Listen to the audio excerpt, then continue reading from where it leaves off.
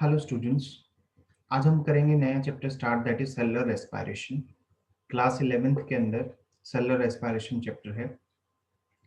Cellular जो term है वो डिनोट करती है सेल के लिए कि जितनी भी एक्टिविटीज होंगी यहाँ पे सेल के अंदर हो रही हैं, और जो टॉपिक है हमारा रेस्पिरेशन वो भी सेल के अंदर ही होगा। That's why it is cellular respiration.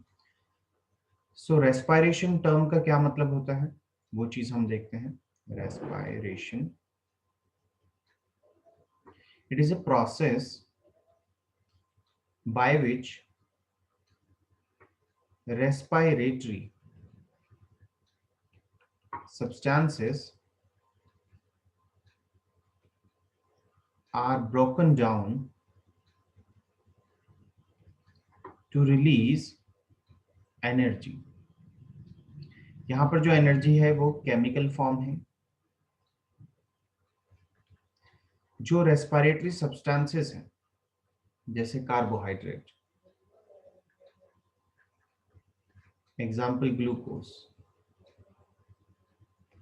सो इस मॉलिक्यूल के अंदर जब इसका हम मॉलिक्यूलर स्ट्रक्चर पढ़ते हैं सो हमें बॉन्ड्स दिखते हैं वहां। तो जिस टाइम बॉन्ड्स की फॉर्मेशन हुई थी उस टाइम एनर्जी यूज हुई थी। अब वही बॉन्ड्स को ब्रेक डाउन करके फाइनली वो एनर्जी रिलीज होती है और उसे केमिकल फॉर्म में बॉडी के अंदर स्टोर कर लिया जाता है, जो अदर पर्पसेस में, अदर एक्टिविटीज में बॉडी की यूज होती है। सो ये प्रोसेस कहलाता है रेस्पिरेशन। जो हायर ऑर्गेनिजम्स हैं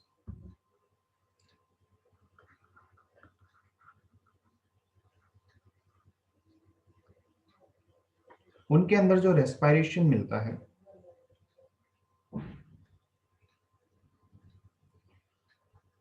उसमें एक हम ब्रीदिंग स्टडी करते हैं एंड दूसरा the breakdown of food in O2 presence, that is oxygen present, that means aerobic process। so higher organism में हमें aerobic respiration देखने को मिलता है। so respiration basically दो तरह के का है, aerobic anaerobic। तो हर एक टॉपिक को हम डिटेल में स्टडी करेंगे। सबसे पहले हम टॉपिक लेते हैं anaerobic respiration।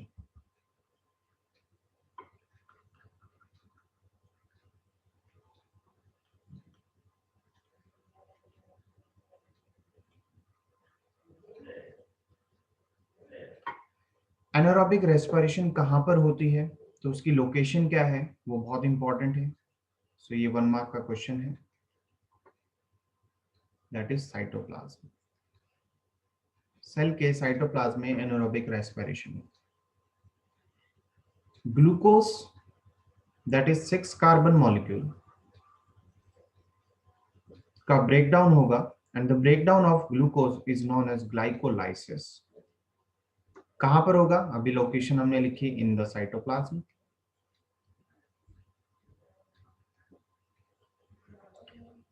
किसमें टूटेगा, 2 pyruvic acids.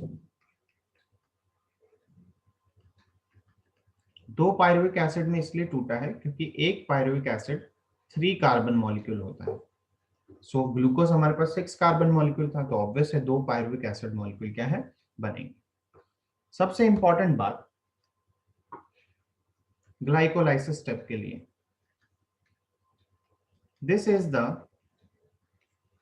First step whether the respiration is aerobic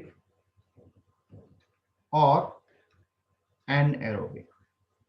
चाहे आप एरोबिक रेस्पिरेशन पढ़िए या एनारोबिक रेस्पिरेशन, सबसे पहला स्टेप उसमें ग्लाइकोलाइसिस रहेगा। ग्लूकोज के ब्रेकडाउन से पायरुविक एसिड बनेंगे और वो हमेशा कहाँ होगा, साइटोप्लाज्म में होगा। तो चाहे ऑर्गेनिज्म एरोबिक हो या एनारोबिक हो या कोई भी आप सेल पढ़ रहे हैं तो उसमें ग्लाइकोलाइसिस की हमेशा लोकेशन साइटोप्लाज्म रहेगी। 2 पायरुविक एसिड हमारे पास है, 3 कार्बन मॉलिक्यूल है।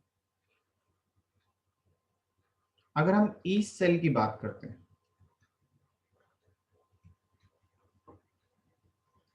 So we will get C2H5OH, that is ethanol. It is 2 carbon molecule.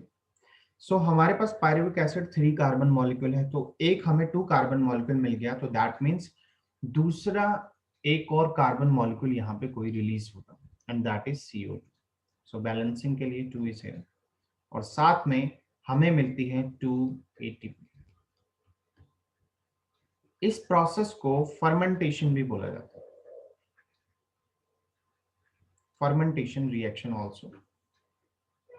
अगर हम बात करें मसल सेल्स की, मसल सेल्स, यहां पर लैक ऑफ ऑक्सीजन रहेगी.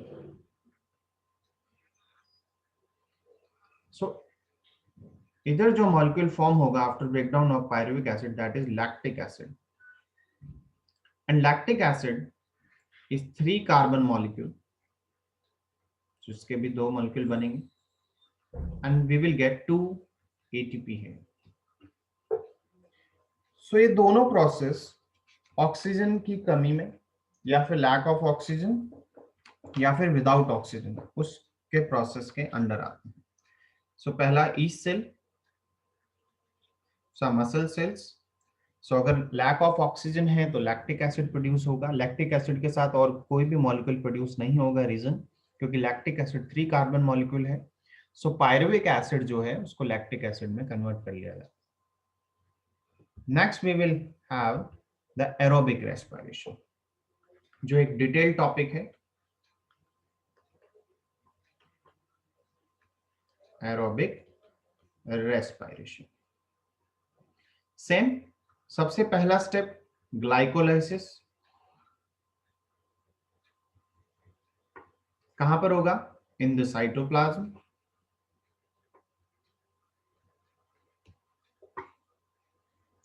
Second step in the aerobic respiration is the Krebs cycle. कहां पर होगा? In mitochondria.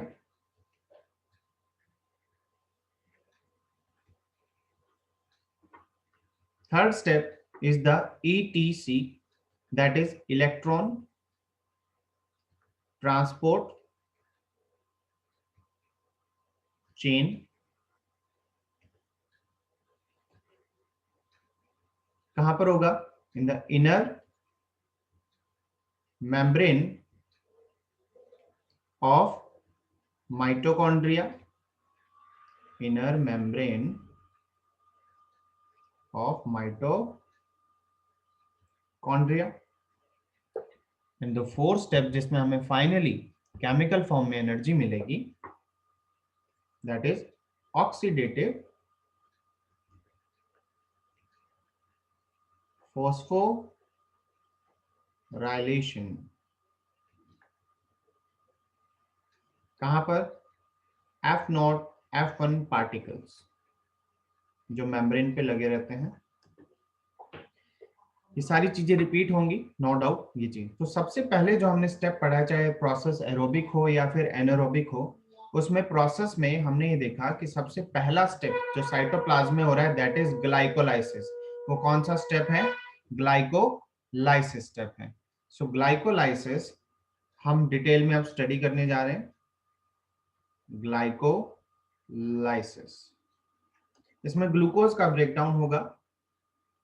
The glycolysis is an anaerobic process.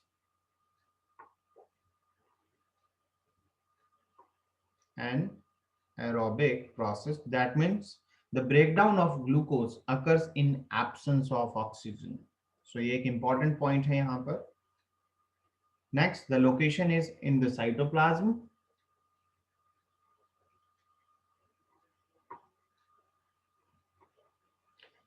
Glycolysis is also known as EMP pathway. EMP pathway. Amden, Meyerhoff, Parnas, in 3 person ने क्या है glycolysis process क्या है पूरा हमें एक्सप्लेन किया है, इसलिए इसको EMP पाथवे भी क्या है बोला जाता है. इंपॉर्टेंट है, it is a 10 step reaction. सबसे पहले जो ग्लूकोज मॉलिक्यूल है that will get converted into glucose 6 phosphate. 6 phosphate means phosphate group 6 number carbon पे जुड़ा हुआ है। और वो जुड़ेगा कैसे? तो फॉस्फेट ग्रुप यहाँ पे देना पड़ेगा और वो मिलेगा एटीपी की वजह से। So 1 ATP will be hydrolysed and it will get converted into ADP. So एक एटीपी में 3 फॉस्फेट होते हैं, तो एक फॉस्फेट ग्लूकोज के साथ जुड़ जाएगा और एडीपी डायन्यूक्लिक फॉर्म जो ऑफ डायफॉर्म जो सॉरी डायफॉर्म ऑफ जो फॉस्फेट है वो क्या है, रिलीज हो जाएगी। सो एटीपी जो 3 फॉस्फेट मॉलिक्यूल है उसमें से एक फॉस्फेट ग्लूकोज फॉस्फेट 6 फॉस्फेट क्या है, फॉर्म हो जाएगा। एंजाइम यहाँ पे यूज होगा, enzyme is phosphorylase. Phosphorylase enzyme क्या है, फॉस्फेट को रिमूव कर सकता है किससे, एटीपी से, या फिर एंजाइम को हेक्सोकाइनेज भी लिखा जा सकता है। काइनेज जो टर्म है वो जहां पर भी यूज होगी तो वहां पर एटीपी जरूर यूज होगा। सो हेक्सो मींस 6 कार्बन से रिलेटेड, तो एटीपी में फॉस्फेट वहां पर बन रहा है। तो ग्लूकोज से फाइनली क्या है, ग्लूकोज 6 फॉस्फेट क्या है, फॉर्मेशन हो चुकी है। सो हमने यहाँ पे क्या देखा, एटीपी इज कंज्यूम्ड। एक एटीपी क्या हो चुकी है, कंज्यूम हो चुकी है। देखो हम रेस्पिरेशन पढ़ रहे हैं, हमने क्या पढ़ा था कि ब्रेकडाउन होगा मॉलिक्यूल्स का और हमें एनर्जी मिलेगी, लेकिन हम क्या देख रहे हैं अभी कि जो भी प्रोसेस है हम एटीपी वहां पे कंज्यूम करवा रहे हैं, हमें मिल नहीं रही है, अभी कंजप्शन चल रही है। तो दिस इज कंजप्शन। नेक्स्ट जो ग्लूकोज 6 फॉस्फेट है that will get converted into fructose 6 phosphate. और ग्लूकोज और फ्रक्टोज एक दूसरे के आइसोमर हैं, सो एंजाइम इज आइसोमेरेज। एंजाइम क्या है, आइसोमेरेज है। ग्लूकोज में एल्डिहाइड ग्रुप होता है और फ्रक्टोज में कीटोन ग्रुप होता है, तो ये डिफरेंस है दोनों में। तो isomerase molecular formula is same, structural formula is different, that's why they are isomer of each other. So enzyme is isomerase. Next fructose 6 phosphate convert होगा किसमें, मैं आप फ्रक्टोज पूरा नहीं लिख रहा, एफ लिख दे रहा हूं सिर्फ, 1 और 6 बाय फॉस्फेट में। बाय मींस दो फॉर्म है यहाँ पे किसकी, फॉस्फेट की, इसलिए बाय फॉस्फेट। और पोजीशन क्या क्या है, 1 और 6। 6 पे तो पहले भी प्रेजेंट था, अब 1 पे एक और ऐड हो गया, तो एक और ऐड हुआ है, तो दैट मींस एटीपी यहाँ पर भी फिर से क्या होगी, यूज होगी। सो एटीपी यूज हुई और एडीपी में वो कन्वर्ट हो गया, तो एक फॉस्फेट 1 पोजीशन पे भी क्या है, जुड़ चुका है। सो यहाँ पर क्या है, जो ज्वाइनिंग हुई है फ्रक्टोज 6 फॉस्फेट से फ्रक्टोज 1 6 फॉस्फेट में एक, तो फिर से एटीपी इज कंज्यूम्ड। तो अभी तक हमने ये देखा है कि 2 एटीपी क्या हो चुकी हैं, कंज्यूम्ड हो चुकी हैं, एक ऊपर हुई थी एक नीचे। एंजाइम फिर से यहाँ पे फॉस्फोराइलेज। सो यहां तक हमने प्रोसेस में ये देखा क्या, कि एटीपी का कंजप्शन चल रहा है, that's why it is known as investment phase. ये क्या कहलाता है, इन्वेस्टमेंट फेज कहलाता है। नेक्स्ट अब कंटिन्यू करते हैं आगे। Fructose 1 6 biphosphate in presence of aldolase enzyme.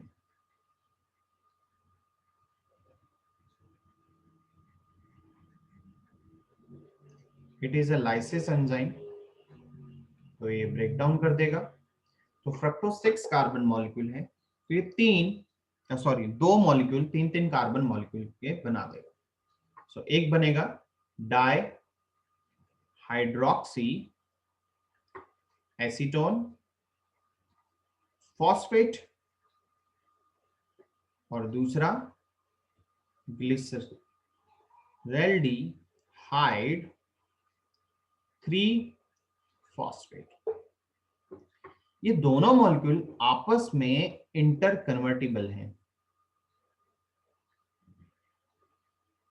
दोनों मॉलिक्यूल क्या हैं? They are isomers of each other and interconvertible, एक दूसरे में चेंज हो सकते हैं। तो dihydroxy acetone phosphate glyceraldehyde 3 phosphate में और glyceraldehyde 3 phosphate dihydroxy acetone 3 phosphate acetone phosphate में। सो इनके अंदर इनका आपस में कन्वर्जन हो सकता है। तो हम किसी एक मॉलिक्यूल को आगे कंटिन्यू करते हैं तो दैट मीन्स उसका मतलब क्या है कि हम दूसरे मॉलिक्यूल को भी सेम उसी तरीके से स्टडी कर रहे हैं। सो ग्लिसरैल्डिहाइड 3 फॉस्फेट को हम आगे कंटिन्यू कर रहे हैं। जो चीज इसके साथ होगी वही डाई हाइड्रोक्सी एसीटोन फॉस्फेट के साथ भी होगी। क्यों? क्योंकि आपस में इंटर कन्वर्टिबल है। तो वो चीज ग्लिसरैल्डिहाइड 3 फॉस्फेट में जब कन्वर्ट होगी तो सेम उसी प्रोसेस से गो ऑन होगी जैसे ग्लिसरैल्डिहाइड 3 फॉस्फेट होगा। तो ग्लिसरैल्डिहाइड 3 फॉस्फेट जो मॉलिक्यूल है, ध्यान रखिए 3 कार्बन मॉलिक्यूल हैं दोनों। तो ग्लिसरैल्डिहाइड 3 फॉस्फेट 3 कार्बन मॉलिक्यूल है। यहां पर क्या होगा? NAD positive get reduced into NADH positive plus H positive। इसको कंबाइंड फॉर्म में हम NADH2 लिख सकते हैं। अगर आप फुल फॉर्म लिखना चाहें इसकी, निकोटिनामाइड आइडिनाइन डाई न्यूक्लियोटाइड। सो रिड्यूस फॉर्म क्या है? NADH2। यहां पर इनऑर्गेनिक फॉस्फेट की रिक्वायरमेंट होती है। इस प्रोसेस में क्या हुआ?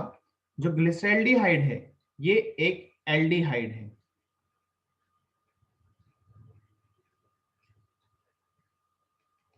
और फाइनली ग्लिसरैल्डिहाइड 3 फॉस्फेट से जब एक NAD मॉलिक्यूल रिड्यूस हो चुका है तो ये फाइनली इसको कन्वर्ट कर देता है 1,3 बाय फॉस्फो। देखो ऊपर एक ही क्या था? फॉस्फेट था। एक इनऑर्गेनिक फॉस्फेट ऐड हुआ है तो वो 1 पोजीशन पे जुड़ चुका है। 1,3 बाय फॉस्फो ग्लिसरेट। ऊपर वाला कंपाउंड एल्डिहाइड था और ये एक एसिड है। सो एल्डिहाइड को एसिड में कन्वर्ट कर दिया गया है। किस तरीके से?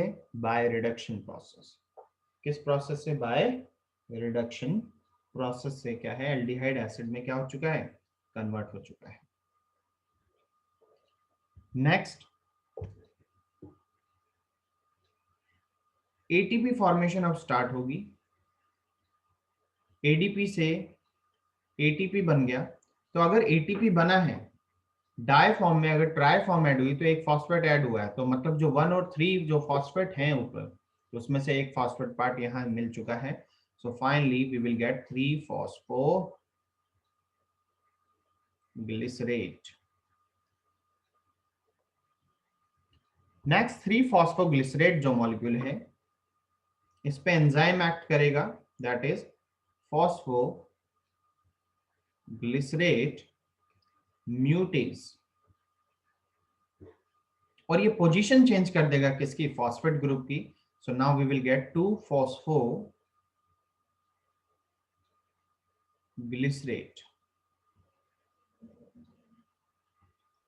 2 फॉस्फोग्लिसरेट मॉलिक्यूल पे एनोलेज एंजाइम एक्ट करेगा एंड ये कन्वर्ट होगा फॉस्फो एनॉल पायरुवेट में, एंड देन जो यहां पर फॉस्फेट ग्रुप प्रेजेंट है इसको और रिमूव किया जाएगा। तो रिमूवल कैसे हो सकता है? एडीपी से फिर से एक एटीपी यहां पर बनाई जाएगी and we will finally get the pyruvic acid और द पायरुवेट और द पायरुविक एसिड। सो ये पायरुविक एसिड जो हमें मिला है ये 3 कार्बन मॉलिक्यूल है। 3 कार्बन मॉलिक्यूल है।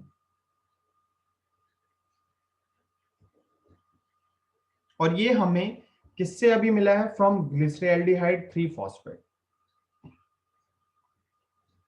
We get from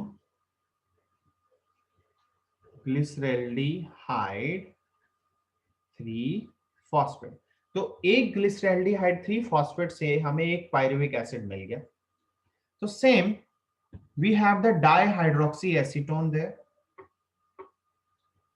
So same pyruvic acid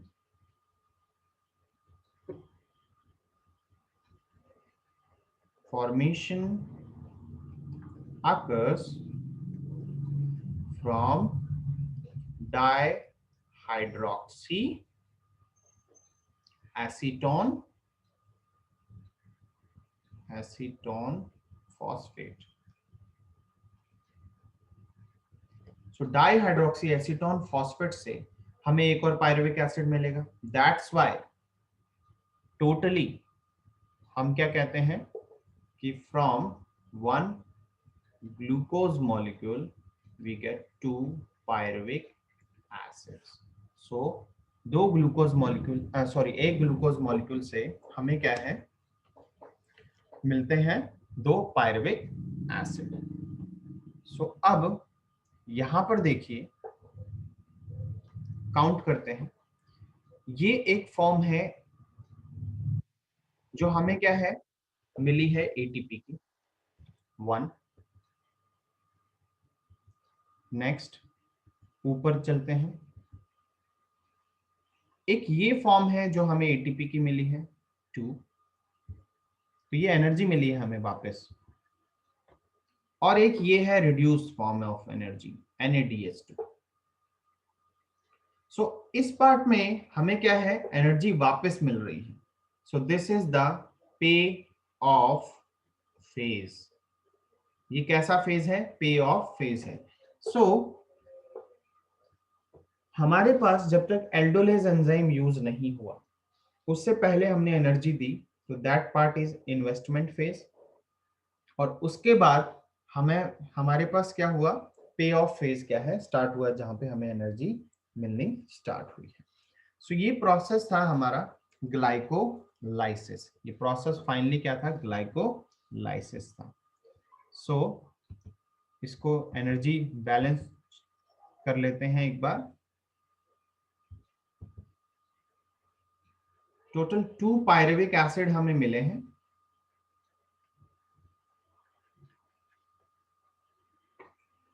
4 ATP हमें क्या है मिलेंगे. क्यों? देखिए एज 2 पायरुविक एसिड फॉर्म्स. तो एक पायरुविक एसिड से जब हमें एनर्जी मिल रही है तो 2 ATP मिल रहे हैं. तो हमें पायरुविक एसिड क्या है 2 मिल रहे हैं. तो इसी वजह से टोटल ATP कितने हैं 4. और स्टार्टिंग में ही 2 ATP क्या हो रहे थे? कंज्यूम हो रहे थे इन्वेस्टमेंट फेज में. याद कीजिए. सो नेट टोटल ग्लाइकोलाइसिस में हमें क्या मिलता है? 2 ATP नेट गेन. सो 2 ATP क्या है नेट हमें क्या है मिलते हैं. सो ये तो हो गई बात ATP की. नेक्स्ट जब एक ग्लिसरॉल्डिहाइड 3 फॉस्फेट को हम पायरुविक एसिड में कन्वर्ट कर रहे हैं तो हमें NADH2 मॉलिक्यूल मिलता है. तो वो एक ही मिलता है. तो सेम जब डाइहाइड्रोक्सी एसीटोन फॉस्फेट से होगा पायरुविक एसिड फॉर्म होगा तो एक और हमें क्या है NADH2 मिलेगा. So that's why we also get 2 NADH2 and एक NADH2 since 1 NADH2 equal to 3 ATP. 3 ATP के बराबर होता है. कैसे पढ़ेंगे आगे. सो फाइनली नेट अगर हम बात करें फाइनली नेट कि ओवरऑल देखिए ये जो NADH2 से जो एनर्जी हमें ATP की फॉर्म में मिलेगी ऑक्सीडेटिव फॉस्फोराइलेशन जो सबसे लास्ट स्टेप है हमारा एरोबिक का. लेकिन हम पूरा नेट टोटल यहाँ पे समझते हुए चल रहे हैं कि नेट गेन ATP हमें ग्लाइकोलाइसिस में 2 ATP मिली. लेकिन NADH2 को भी अगर मैं कन्वर्ट कर दूं सो फाइनली ग्रॉस जो हमें एटीपी मिलेगी वो कितनी, 2 तो नेट एटीपी नेट गेन, और 6 हमें क्या है NADH2 से, तो टोटल 8 एटीपी हम क्या है ग्लाइकोलाइसिस प्रोसेस से ले पाएंगे। प्रोसेस कौन सा था, ग्लाइकोलाइसिस। ये हो गया टॉपिक। अब याद कीजिए हमने जब एनारोबिक रेस्पिरेशन लिखी, तो उस एनारोबिक रेस्पिरेशन में, एक मिनट होल्ड लीजिए, anaerobic respiration,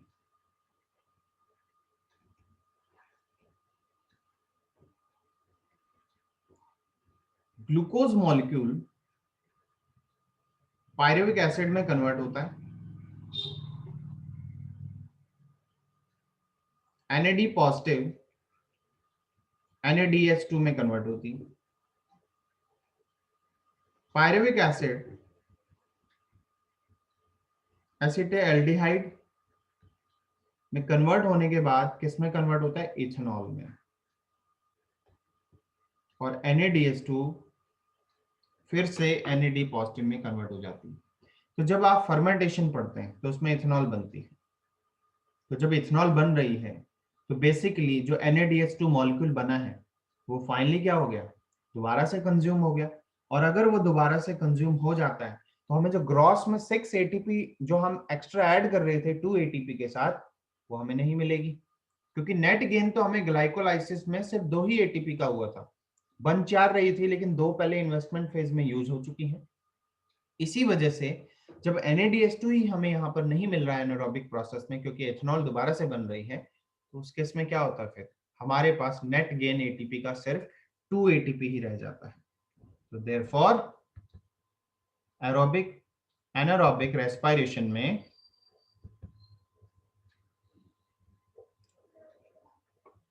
therefore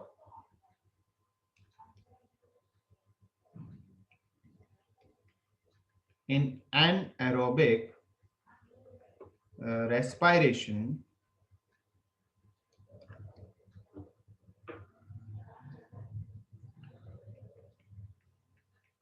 NADH2 are reused, so net gain of ATP are only 2 in number। इसलिए सिर्फ 2 ही एटीपी क्या है एज ए एनर्जी हम क्या है शो करते हैं। सो ये था आपका glycolysis topic and the anaerobic respiration topic.